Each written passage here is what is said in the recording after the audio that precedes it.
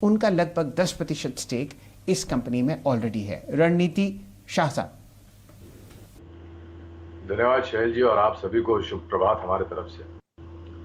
तो IPO note द्वारा लंबी अवधि के लिए नज़ारा टेक्नोलॉजीज में निवेश की कवायद की थी हमने, और 175 गुना, जैसे अभी हर्षदा भी जिक्र कर रहे थे, इस आईपीओ को बहुत ही बड़ा थम्स अप मिला निवेशकों के तरफ से, और 175 गुना सब्सक्राइब हुआ ये।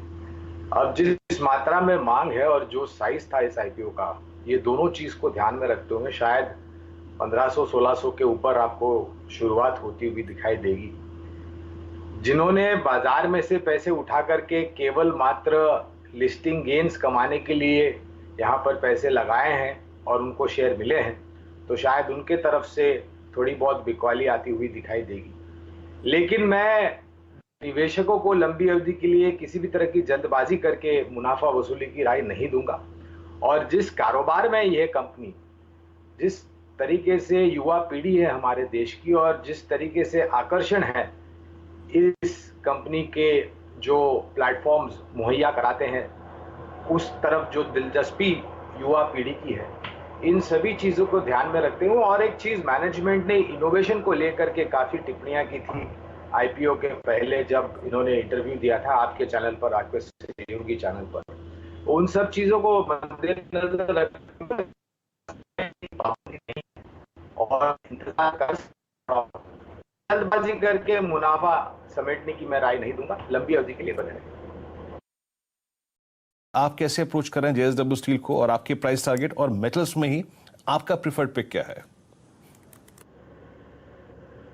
तो वीरेंद्र, 4 या 5 नाम है धातु क्षेत्र से जुड़े हुए जहां पर खरीदारी की कवायद है, और अगर श्रेणी के आधार पर मैं नाम लेना चाहूं तो सर्वोच्चम स्तर पर आएगा टाटा स्टील, दूसरे पायदान पर जेएसडब्ल्यू स्टील, तीसरे पर जेएसपीएल, हिंडाल्को और वेदांता।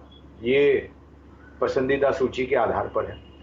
और लक्ष्य के रूप में अभी अभी आप जो 2 कंपनियों का जिक्र कर रहे थे, टाटा स्टील 880 का लक्ष्य है, और जेएसडब्ल्यू स्टील पर 465-480 के आसपास लक्ष्य है हमारा, लंबी अवधि की मैं बात कर रहा हूँ।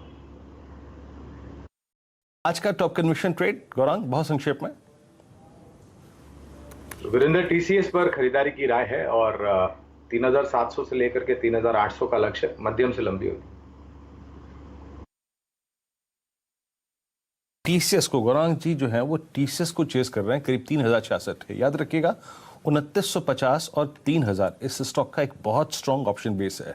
जल्दी से एक व्यू और लेते हैं। चंदन तापड़िया हमारे साथ हैं। चंदन, आज हमको एक गैप अप मिल रहा है, बहुत बड़ा, बहुत वाइल्ड गैप अप मिल रहा है क्या? आज 1000 रुपए अपने हाई से नीचे वैसे चल रहा है ये स्टॉक। तो मेरे ख्याल से दवाई क्षेत्र यानी कि फार्मा क्षेत्र से जुड़ी हुई कमूमन सभी कंपनियां लोगों के ध्यान में होनी चाहिए और निवेश के तर्क ढूंढने चाहिए कोई भी तरह की गिरावट आती है तो।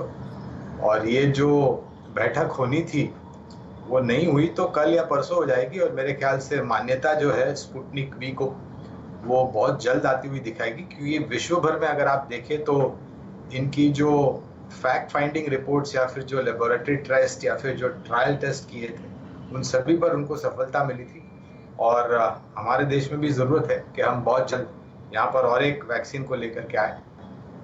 तो मैं तो गिरावट पर खरीदारी की पे खरीदारी बिल्कुल ठीक। और हाँ, वैक्सीन और भी जितनी भी वैक्सीन अप्रूव होती जाए उतना अच्छा है, उतनी सप्लाई और ऑगर होगी, उतनी जल्दी वो वैक्सीनेशन ड्राइव और तूल पकड़ता हुआ नजर आएगा।